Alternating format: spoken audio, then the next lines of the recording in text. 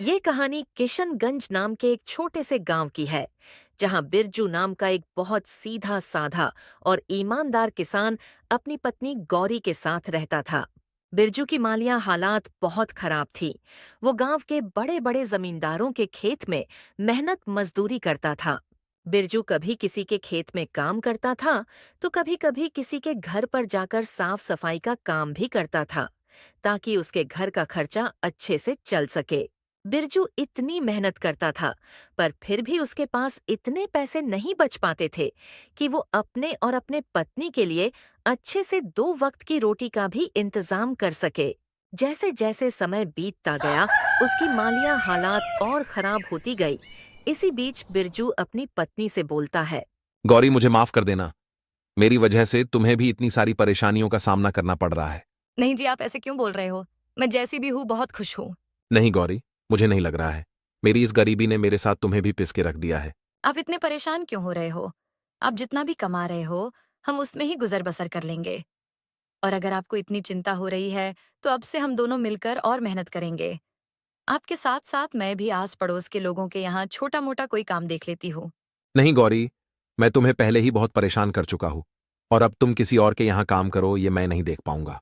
तो आप सब चिंता छोड़कर अपने काम पर ध्यान दीजिए और मेहनत करिए। बाकी सब ऊपर वाले के भरोसे छोड़ दीजिए। पर मैं भी क्या करूं? मैं कितनी भी मेहनत क्यों ना करूं, मुझे मेरे मेहनत के हिसाब से यहाँ कोई मजूरी देता ही नहीं है। अब तो पहले की तरह काम भी नहीं मिल रहा है। गौरी, मैं सोच रहा हूं कि अब शहर जाकर काम करूं। यहां दिन रात मेहनत करता हूं, लेकिन हमें सही से 2 वक्त की रोटी भी नसीब नहीं होती है। शहर में मेहनत करूंगा तो कम से कम पैसे तो ज्यादा मिलेंगे। पर आप शहर चले जाओगे तो मैं यहाँ अकेली कैसे रहूंगी? आपके बिना यहाँ मेरा कोई नहीं है। मैं समझता हूं गौरी, पर कुछ ही समय की बात है। मुझे जैसे ही अच्छी नौकरी मिल जाएगी तो मैं वहां साल 2 साल कमाकर कुछ पैसे बचा लूंगा। फिर उन पैसों से यह गांव में कोई दुकान खोल लूंगा, ताकि तुम्हारे साथ रह सकूं। नहीं जी, मुझे ज्यादा पैसों का लालच नहीं है। अभी मैं जिस हाल में हूँ, मैं उसी में खुश हूँ। मैं तुम्हारी भावनाओं को समझ रहा हूं गौरी, लेकिन हमारी हालत देखकर मुझे कुछ ना कुछ तो करना ही होगा। ठीक है, अगर आपको यही सही लग रहा है तो जाइए, लेकिन अपना ख्याल रखना। मैं आज आपका सामान बांध देती हूँ। आप कल चले जाना।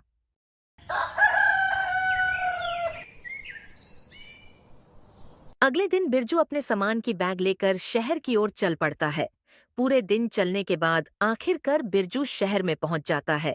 जिस शहर में बिरजू काम की तलाश में गया था, वो शहर उसके लिए बिल्कुल अनजान था। उस शहर में बिरजू का ना तो कोई मित्र था और ना ही कोई सखा संबंधी। चलो, अब यहां आ तो गया हूं, पर काम ढूंढने से पहले सर छुपाने के लिए कोई जगह ढूंढ लेता हूं, ताकि आज रात तो कहीं रुक सकूं। बिरजू सबसे पहले आसपास में दिख रहे होटलों में जाकर वहां रहने के लिए बात करने जाता है। पर वो वहां से हताश होकर बाहर आ जाता है, क्योंकि बिरजू के पास इतने पैसे नहीं थे कि वो वहां का किराया दे सके। बाप रे बाप, इतना किराया एक रात रुकने का! इतने में तो मैं पूरे महीने का राशन खरीद लूं घर का। आखिरकार होटलों के चक्कर मार मार के वो परेशान हो जाता है। एक काम करता हूं, इन होटलों में रहने से अच्छा किसी भाई के यहां रुक जाता हूं। कम से कम मेरे कुछ पैसे तो बच जाएंगे। फिर बिरजू वहां से आस-पास में दिख रहे घरों में जाकर रहने के लिए बात करने जाता है। बिरजू जब एक घर के पास पहुंचा, तो वहां पहले से उस घर का मालिक बाहर बिस्तर लगाकर बैठा होता है। भाई, मैं बहुत दूर गांव से आया हूं, और अब शाम होने वाली है, और मुझे रात बिताने के लिए थोड़ी जगह चाहिए। अगर आप मुझे रात भर रुकने के लिए अपने घर में थोड़ी जगह दे देंगे तो बहुत मेहरबानी होगी। तुम गांव से आए हो या कहीं और से, मुझे इससे कोई फर्क नहीं पड़ता है। मैं तुम्हें जानता पहचानता नहीं हूं, तो मैं तुम्हें अपने घर में कैसे ठहरा सकता हूं? बहुत से लोग शहर में काम करने आते हैं। तुम कोई नए नहीं हो। जाओ और अपना ठिकाना कहीं और ढूंढो। बिरजू को उस व्यक्ति की बातें बहुत बुरी लगती है, पर वो उसे बिना कुछ कहे वहां से चला जाता है। थोड़ी देर चलते चलते वो एक दूसरे घर के पास पहुंच जाता है, जहां एक महिला बैठी होती है। बहन, मैं बहुत दूर से आया हूं काम की तलाश में, पर अब कुछ ही देर में रात हो जाएगी, तो आज रात को रुकने के लिए जगह तलाश कर रहा हूं। क्या मैं आपके यहाँ आज रात रुक सकता हूं क्या?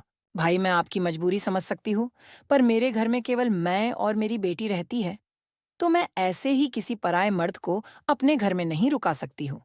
मुझे माफ कर दीजिए। अरे कोई बात नहीं है बहन, आपकी मदद के लिए धन्यवाद। बिरजू वहां से भी निराश होकर अपने लिए दूसरे घर की तलाश में निकल जाता है। बिरजू कई घरों में जाता है, लेकिन हर कोई उसे अपने घर में ठहराने से मना कर देता है। ये सब देखकर बिरजू बहुत ही निराश हो जाता है। फिर सोचने लगता है, इस शहर में कोई भी मुझे अपने घर में ठहराने के लिए तैयार ही नहीं है।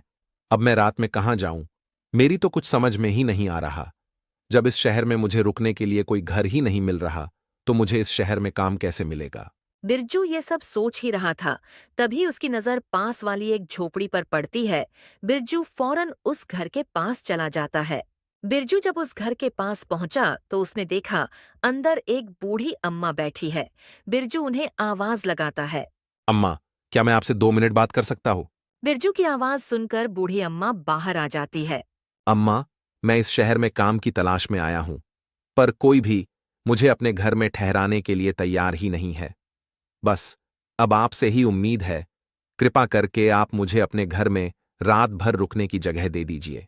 बेटा, तुमने मुझे माँ कहा है, और एक माँ अपने बेटे को घर के बाहर कैसे छोड़ सकती है? चलो आओ, अंदर आ जाओ। बिरजू उस बूढ़ी अम्मा के साथ घर के अंदर चला जाता है। फिर वह अम्मा बिरजू से कहती है, बेटा, तुम इसे अपना ही घर समझो। तुम जब तक चाहो तब तक यहाँ रह सकते हो। अम्मा, इस घर में आप अकेले रहते हो क्या? आपके परिवार के बाकी लोग आपके साथ नहीं रहते हैं क्या? बेटा, मेरे परिवार में कोई नहीं है। मेरे पति तो कई साल पहले ही मुझे छोड़ के जा चुके हैं, और एक लड़का था, वो भी विदेश में जाकर रहता है। इस घर में मैं अकेली रहती हूँ।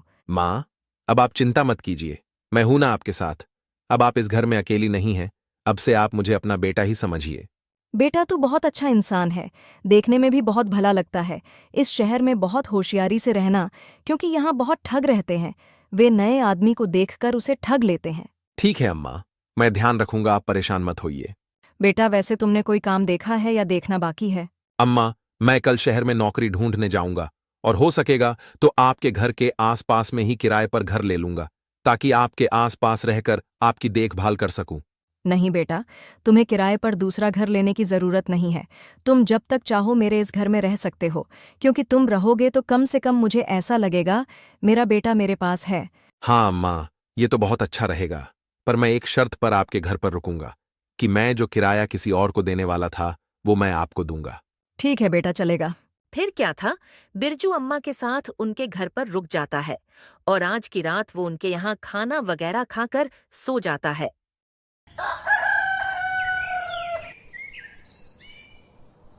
अगली सुबह सुबह बिरजू काम की तलाश में निकल जाता है।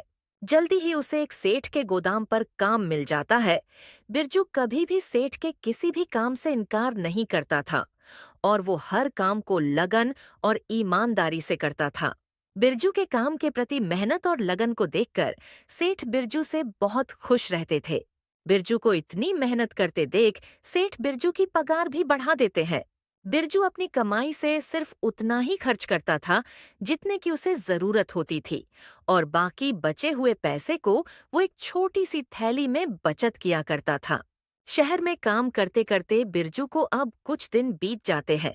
ऐसे ही एक दिन बिरजू अम्मा के घर के बाहर बैठे बैठे सोचता है, जब मैं 10,000 रुपए जमा कर लूंगा, तब मैं पूरे पैसे लेकर अपनी पत्नी के पास चला जाऊंगा।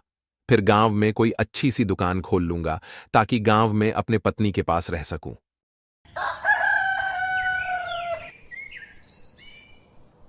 ऐसे ही देखते देखते 2 साल बीत जाते हैं।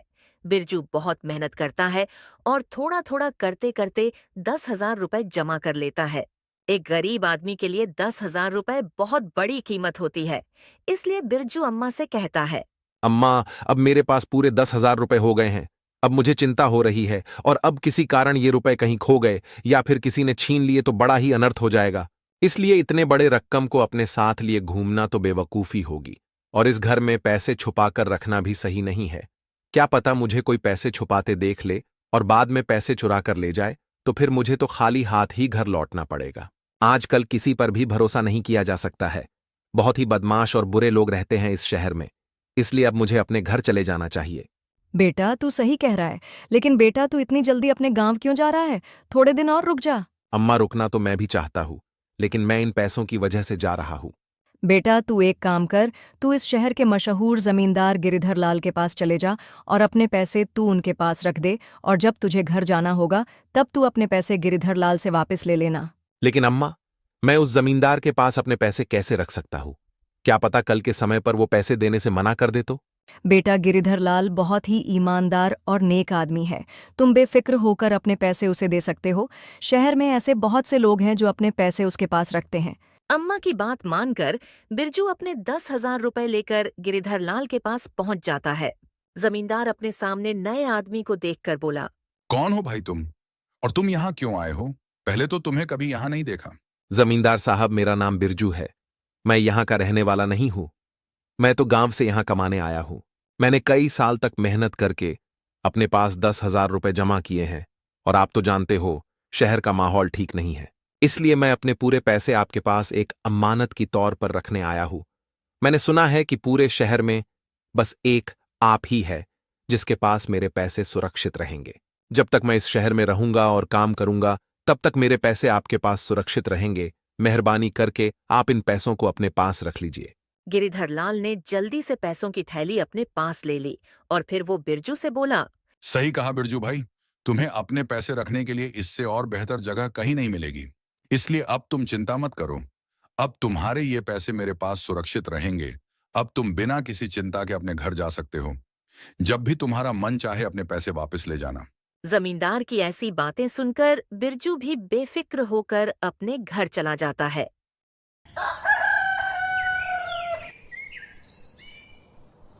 फिर कुछ समय और बीत जाता है। देखते देखते और 1 साल निकल जाता है। बिरजू अपने काम में मग्न रहता है। ऐसे ही एक दिन बिरजू जब पलंग पर बैठा हुआ था, तभी उसे उसकी पत्नी गौरी की बहुत याद आने लगती है। अब बहुत समय हो गया है। देखते देखते 3 साल गुजर गए। अब तो मुझे गौरी के पास जाना ही होगा। अब जब बिरजू अपनी पत्नी के पास जाने का निश्चय करता है, तो वो सबसे पहले अम्मा को सारी बात बताने चला जाता है। अम्मा, अब बहुत समय बीत गया है। अब मैं सोच रहा हूँ गौरी के पास चला जाऊं। मैं तो उसे कहकर आया था 1-2 साल में आ जाऊंगा, पर अब मुझे यहाँ कमाते कमाते 3 साल हो गए हैं। ठीक है बेटा, जैसा तुमको सही लगे। फिर क्या था, बिरजू अपने घर जाने की तैयारी करके जमींदार के पास अपने पैसे लेने चला जाता है। जमींदार साहब, मैं अब अपने गांव जा रहा हूँ, इसलिए मैं आपके पास अपने पैसे लेने आया हूँ। कृपा करके आप मेरे पैसे मुझे लौटा दीजिए। जमींदार बिरजू को गौर से देखकर बोला, तुम किस पैसे की बात कर रहे हो भाई? तुमने कब मुझे पैसे दिए थे? जमींदार की ये बात सुनकर बिरजू के होश उड़ जाते हैं। साहब, मैंने कुछ समय पहले ही तो आपके पास 10,000 रुपए अमानत की तौर पर रखे थे। 10,000 रुपए? अरे इतनी बड़ी रकम है जो तुम्हारे 7 पीढ़ियों ने भी देखी नहीं होगी। वैसे तुम्हारे पास कहाँ से इतने पैसे आ गए?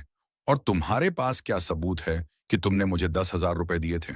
साहब, मेरे पास कोई सबूत तो नहीं है, पर लोग कहते हैं कि आप बहुत ईमानदार हो, इसलिए मैंने पैसे देते वक्त आपसे कोई प्रमाण नहीं लिया था। बिरजू जमींदार को अपने 10,000 रुपए की याद दिलाने की बहुत कोशिश करता है, लेकिन जमींदार बिरजू की एक बात नहीं सुनता है। जमींदार अपने नौकरों को बुलाता है और फिर अपने नौकरों से कहता है, ये कोई बहरूपियां है और झूठ बोलकर मुझे बदनाम करना चाहता है। इसे मेरे घर से धक्के मारकर बाहर निकाल दो, और याद रहे ये दोबारा मेरे घर में ना घुसाए। आखिरकार जमींदार के नौकर बिरजू को उसके घर के बाहर निकाल देते हैं। जमींदार के घर के बाहर आने के बाद बिरजू सोचता है, अब मैं क्या करूंगा? जमींदार ने तो मेरे मेहनत की कमाई हड़प ली है और मेरे पास उनके खिलाफ कोई प्रमाण भी नहीं है। अब मैं क्या करूं? कमजोर और लाचार बिरजू रोते हुए बूढ़ी अम्मा के घर की ओर चल पड़ा। बूढ़ी अम्मा के घर की तरफ जाते हुए बिरजू फिर से वही बात दोहराने लगा। हे भगवान, सालों की मेहनत, मेरी जमा पूंजी सब लुट गया। क्या सोचा था और क्या हो गया? उस बदमाश जमींदार ने मुझे कहीं का नहीं छोड़ा। हे भगवान, अब मैं क्या करूं? बिरजू दुखी मन से बूढ़ी अम्मा के घर लौट आता है। बिरजू को रोता हुआ देख बूढ़ी अम्मा बिरजू से पूछती है, क्या हुआ बिरजू बेटा, तू रो क्यों रहा है? तू तो गिरिधर लाल जमींदार के पास अपने पैसे वापस लेने गया था ना? हाँ अम्मा, मैं बर्बाद हो गया। मेरी जमा पूंजी सब लुट गई। जमींदार गिरिधर लाल ने मेरे पैसे वापस देने से इनकार कर दिया। पैसे मांगने पर उसने कहा, मैंने तुझे पहले कभी नहीं देखा है। तू मुझे पैसे देकर कब गया था? तू पक्का कोई बहरूपियां है जो झूठा आरोप लगाकर मुझे बदनाम करना चाहता है। और ऊपर से उसने अपने नौकरों को बुलवाकर मुझे धक्के मारकर घर से बाहर निकलवा दिया। बिरजू की सारी बातें सुनकर बूढ़ी अम्मा मायूस हो जाती हैं। बिरजू बेटा, मुझे माफ कर देना। ये सब मेरी वजह से हुआ है। मैंने ही तुझे तेरे बचत के पैसे जमींदार गिरिधर लाल के पास रखने को कहा था। मुझे पता नहीं था गिरिधर लाल इतना बड़ा बेईमान और धोखेबाज स्वभाव का है। लोग तो उसके ईमानदारी के गुण गाया करते थे। अम्मा, आप अपने आप को दोष मत दो। इसमें आपकी कोई गलती नहीं है। आपने तो मेरे अच्छे के लिए ही कहा था, मगर होना तो वही था जो भगवान को मंजूर था। लेकिन बेटा, अब तू क्या करेगा? उस बेईमान जमींदार से अपने पैसे वापस कैसे लेगा? अम्मा, अब मैं कुछ नहीं कर पाऊंगा। अब मुझे खाली हाथ ही अपने घर लौटना होगा। बूढ़ी अम्मा और बिरजू आपस में बात कर ही रहे होते हैं, तभी वहां अम्मा के बगल में रहने वाली लक्ष्मी नाम की औरत आती है। वो दोनों को उदास देखकर पूछती है। क्या बात है बिरजू भाई, आज आप और अम्मा दोनों इतने उदास क्यों दिखाई दे रहे हो? अब आपको क्या बताओ लक्ष्मी बहन, मेरे साथ बहुत बड़ा धोखा हुआ है। मैंने कई साल दिन रात मेहनत करके 10,000 रुपए जमा किए थे। पैसे जमा करने के लिए मैंने ना कभी पेट भर खाना खाया और ना कभी पूरी नींद ली। फिर बिरजू ने लक्ष्मी को सारी बात बताई कि किस तरह जमींदार ने बिरजू को धोखा देकर उसके सारे पैसे ठग लिए। बेटी, लोग कहते हैं कि जमींदार गिरिधर लाल बहुत ही नेक और ईमानदार आदमी है। यही सोचकर मैंने बिरजू को उसके सारे पैसे उसके यहाँ रखने कहा था, और बिरजू भी मेरी बातों में आकर उसके पास अपने पैसे रखाया था। अम्मा, आप दोनों परेशान मत होइए। मेरे पास एक तरकीब है। अगर ये तरकीब काम कर गई तो बिरजू भाई को उनके पैसे भी वापस मिल जाएंगे और जमींदार की अक्ल भी ठिकाने आ जाएगी। फिर लक्ष्मी बूढ़ी अम्मा से एक संदूक मांगती है। बूढ़ी अम्मा भी लक्ष्मी के कहे अनुसार एक बड़ा पुराना संदूक लाकर उसके सामने रख देती है। बूढ़ी अम्मा से संदूक लेकर लक्ष्मी कहती है। अम्मा, अब मैं और बिरजू भैया उस जमींदार के पास जा रहे हैं। आप भी हमारे साथ चलो। लक्ष्मी अपने सर पर संदूक रखकर बिरजू और अम्मा के साथ उस बेईमान जमींदार गिरिधर लाल के घर की तरफ चल देती है। जब जमींदार की घर की दूरी बहुत कम रह जाती है, लक्ष्मी अम्मा से कहती है। अम्मा, आप यहीं रहकर हमारा इंतजार कीजिए। जब तक जमींदार बिरजू भैया के पैसे ना दे दें, तब तक आप अंदर मत आइएगा। जैसे ही जमींदार बिरजू भैया के पैसे दे देगा, तब भैया आपके पास आ जाएंगे। फिर थोड़ी देर में आप अंदर आ जाना और मुझे कहना, बहू, मेरा बेटा व्यापार करके घर आ गया है और वो तुम्हें बुला रहा है, जल्दी चलो। ठीक है बेटी, मैं ऐसा ही करूंगी। फिर लक्ष्मी और बिरजू दोनों जमींदार के घर के बाहर पहुंचकर रुक जाते हैं और लक्ष्मी बिरजू से कहती है। भैया, पहले मैं अंदर जाती हूँ, आप कुछ समय के बाद अंदर आ जाना। उसके बाद लक्ष्मी जमींदार के घर के अंदर पहुंच जाती है। जमींदार लक्ष्मी के पास इतने बड़े संदूक को देखकर सोचता है। इस औरत के पास संदूक तो काफी बड़ा लग रहा है। अगर ये मुझे मिल जाए तो मेरी तो चांदी चांदी हो जाएगी। बहन, आप यहाँ किस काम से आई हो और तुम्हारे पास इतना बड़ा संदूक है, उसमें क्या है? मैं चंदन व्यापारी की पत्नी हूँ। मेरे पति दूर दराज के देश में व्यापार करने गए हैं। वो न कई दिनों से घर लौट कर नहीं आए हैं, न जाने वो घर कब वापस आएंगे। और हमारे इलाके में चोरी की वारदात कुछ ज्यादा ही बढ़ गई है। आए दिन किसी न किसी के घर पर चोरी हो जाती है। इसीलिए मैं कई रातों से चैन की नींद नहीं सो पाई हूँ। मुझे हमेशा डर लगता है और यही चिंता लगी रहती है कि कहीं हमारे यहाँ चोरी ना हो जाए। इसलिए मैं ये संदूक आपके पास लाई हूँ। इस संदूक में हमारे जीवन भर की कमाई, रुपए, हीरे जवाहरात और सोने चांदी है। मैं चाहती हूँ कि आप इसे अपने पास संभाल कर अच्छे से रखिए। जब मेरे पति व्यापार करके घर वापस आएंगे, तब मैं ये संदूक आपके पास से ले जाऊंगी। लक्ष्मी की बात सुनकर लालची गिरिधर लाल सोचने लगा। संदूक को देखकर तो लगता है इस संदूक में कम से कम 7-8 लाख रुपए का सामान तो होगा। मैंने सुना है कि चंदन व्यापारी बहुत ही अमीर आदमी है। फिर जमींदार लक्ष्मी से बोला। बहन, तुमने बहुत अच्छा किया जो अपना धन मेरे पास ले आई हो। तुम्हारा धन मैं अपने पास बहुत ही संभाल कर रखूंगा। तुम विश्वास करो, तुम्हारी दौलत मेरे पास बिल्कुल सुरक्षित रहेगी। जब कभी तुम अपना धन लेने मेरे पास आओगी, मैं तुम्हें तुम्हारा एक एक रुपया सही सलामत वापस कर दूंगा। पर भाई, मैं आपका कैसे विश्वास करूं कि मुझे मेरी दौलत सही सलामत वापस मिल जाएगी? बहन, पूरे शहर में मेरी ईमानदारी की चर्चा है। पूरे शहर में ऐसा कोई भी नहीं है जो मुझे बुरा या बेईमान बता सके। जमींदार और लक्ष्मी आपस में बात कर ही रहे होते हैं, तभी वहां बिरजू आ जाता है। बिरजू को देखकर जमींदार बहुत ज्यादा खुश हो जाता है और फिर जमींदार सोचने लगता है। ये आदमी बहुत सही समय पर आया है। अपनी ईमानदारी दिखाना का ये बहुत ही बढ़िया मौका है। मैं इस आदमी को इसके 10,000 रुपए लौटा दूंगा और इस औरत से इसका संदूक ले लूंगा। इस औरत की इतनी बड़ी दौलत लेने के लिए मुझे 10,000 रुपए की कुर्बानी देनी ही होगी। मेरी बहन, मैं तुम्हें विश्वास दिलवाता हूं, इस पूरे शहर में तुम्हें मेरे घर के अलावा ऐसी दूसरी कोई और सुरक्षित जगह नहीं मिलेगी जहां तुम अपना ये धन रख सको। तुम बिल्कुल भी मत घबराओ, तुम्हारी ये अमानत मेरे पास बिल्कुल सुरक्षित रहेगी। अरे मेरे घर में तुम्हारे इस दौलत को कोई छू भी नहीं सकता है। चोरी करने की बात तो छोड़ ही दो, क्योंकि कोई भी चोर मेरे घर में घुसने से पहले 100 बार सोचेगा। ये कहते कहते जमींदार ने ऐसा ढोंग किया जैसे बिरजू पर उसकी नजर अभी अभी पड़ी हो। फिर वो बहुत खुश होकर बोला, अभी तुम ये देखो, इस आदमी ने अपनी पूरी जमा पूंजी मेरे पास रखी थी। सुबह ही ये अपनी जमा पूंजी मेरे पास लेने आया था, पर उस समय मुझे याद नहीं आया तो मैंने इसे चोर समझकर भगा दिया था। पर फिर जब मैंने अपने दिमाग पर बहुत जोर डाला, तब कहीं जाकर मुझे इसका चेहरा याद आया। भाई, तुमने बहुत सही किया जो तुम अपने रुपए वापस लेने चले आए, वरना मैं अभी अपने नौकर को तुम्हें बुलाने भेजने ही वाला था। इस आदमी को तो मैं बहुत अच्छे तरह से जानती हूँ। ये बहुत दूर से इस शहर में काम करने आया है। ये बेचारा बहुत मेहनत से काम करता है। इसने शायद हमारे यहाँ भी काम किया है। इसने बहुत मेहनत करके ये पैसे कमाए हैं। क्या तुम इस आदमी को जानती हो? फिर तो किसी बात की चिंता करने की जरूरत ही नहीं है। मैं अभी इस गरीब के पैसे इसे दे देता हूँ।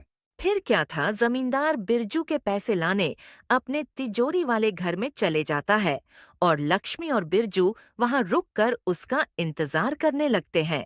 फिर कुछ समय में जमींदार बिरजू के 10,000 रुपए लाकर बिरजू को दे देता है। बिरजू तुरंत अपने पैसे लेकर जमींदार के घर से चलता बनता है। बिरजू को उसके पैसे लौटाने के बाद जमींदार लक्ष्मी से बोला, देखो बहन, मैंने इस गरीब आदमी के पैसे जैसे के तैसे सही सलामत इसे वापस कर दिए। अब तो तुम्हें मेरी ईमानदारी पर विश्वास हो गया होगा कि लोगों की दौलत मेरे पास एकदम सुरक्षित रहती है। जी बिल्कुल भाई साहब, मुझे आप पर पूरा विश्वास हो गया है कि आप बहुत ही नेक और ईमानदार आदमी हो। तो लाओ, मुझे अपना ये संदूक दे दो और बेफिक्र होकर अपने घर चले जाओ। जमींदार लक्ष्मी से संदूक मांग ही रहा होता है कि उतने में बूढ़ी अम्मा जमींदार के घर में आ जाती है और लक्ष्मी से कहती है, बहू जल्दी घर चलो, मेरा बेटा व्यापार करके घर लौट आया है और वो तुम्हें बुला रहा है। ये तो बहुत अच्छी बात है जो वो घर लौट आए। अब हमें कोई भी चिंता करने की जरूरत नहीं है। भाई साहब, अब आपको भी परेशानी उठाने की जरूरत नहीं है। मेरे पति अपने धन को खुद सुरक्षित रख लेंगे। फिर क्या था, लक्ष्मी ने संदूक उठाया और जमींदार के घर से चली गई और ये सब देखकर जमींदार को गुस्से से आग बबूला हो गया। गुस्से के मारे उसका बहुत बुरा हाल था। जमींदार मन ही मन बहुत दुखी हो रहा था और खुद को बुरा भला कह रहा था। वाह गिरिधर लाल, वाह! हाथ में आई दौलत लौटकर वापस चली गई। इस कमबख्त चंदन व्यापारी को अभी ही आना था। थोड़ी देर बाद नहीं आ सकता था। थोड़ी देर बाद आता तो उसका क्या बिगड़ जाता? नहीं, पर उस कमबख्त को अभी ही आना था। अगर वो थोड़ी देर बाद आता, वो धन से भरा संदूक मेरा हो जाता। अगर वो संदूक मेरे हाथ लग जाता तो पैसों से मेरी पूरी तिजोरी भर जाती। अब क्या करूं अपनी फूटी किस्मत का? पैसों से भरा संदूक भी नहीं मिला और 10,000 रुपए भी हाथ से चले गए। इधर जमींदार अपने किस्मत को कोस रहा होता है और उधर बूढ़ी अम्मा के घर पर लक्ष्मी बिरजू से कहती है, बिरजू भाई, इंसान को कभी निराश नहीं होना चाहिए। हमेशा ये बात याद रखनी चाहिए कि दुनिया में ऐसा कोई बेईमान और चालाक आदमी नहीं है जिसकी बेईमानी हमेशा सफल हो जाए। भाई, अब आप अपने घर जाइए और अपने परिवार के साथ एक सुखी जीवन बिताइए। बहुत भटक चुके इस अनजान इलाके में। फिर क्या था, लक्ष्मी बिरजू की बहुत बड़ी मदद करके अपने घर के लिए निकल जाती है। लक्ष्मी के जाने के बाद बिरजू भी बूढ़ी अम्मा से अपने घर जाने के लिए इजाजत मांगने लगता है। अम्मा, अब मुझे भी यहाँ से जाने की आज्ञा दो। आपका बहुत बहुत धन्यवाद जो इतने बड़े अनजान शहर में मुझ जैसे अनजान की मदद की और रहने के लिए छत दी। अम्मा, मैं आपका ये एहसान अपनी जिंदगी भर नहीं भूलूंगा। अरे इसमें एहसान की क्या बात है बेटा, तू भी तो मेरे बेटे जैसा है, तो मैंने तो बस एक माँ होने का फर्ज निभाया है। अब तुम अपने घर जाओ और हमेशा खुश रहो। मेरा आशीर्वाद हमेशा तुम्हारे साथ है। फिर क्या था, बिरजू अम्मा से उनका आशीर्वाद लेकर और उनको अलविदा कहकर अपने गांव के लिए निकल जाता है। बिरजू ने अपने बचत किए हुए पैसों से एक छोटी सी किराने की दुकान खोल ली थी, जिस कारण अब उसे किसी के यहाँ मजदूरी भी नहीं करनी पड़ती थी और वो अच्छा खासा कमा भी रहा था। और सबसे बड़ी बात, वो अपनी पत्नी के साथ साथ रह रहा था। दोस्तों, इस कहानी से हमें यह सीख मिलती है कि हमें कभी हार नहीं माननी चाहिए। अगर बिरजू भी हार मानकर अपने गांव लौट आता तो उसकी पूरी जमा पूंजी पर लालची गिरिधर लाल मजा कर रहा होता। और तो और, वो और भी भोले भाले लोगों को इसी तरह ठगता। पर लक्ष्मी की सूझबूझ और चतुराई ने बिरजू को उसके रुपए भी दिला दिए और लालची जमींदार को सबक भी सिखा दिया। तो दोस्तों, कहानी आपको कैसी लगी? हमें कमेंट में जरूर बताएं।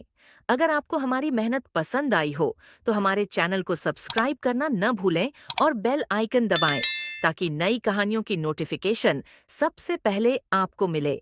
धन्यवाद।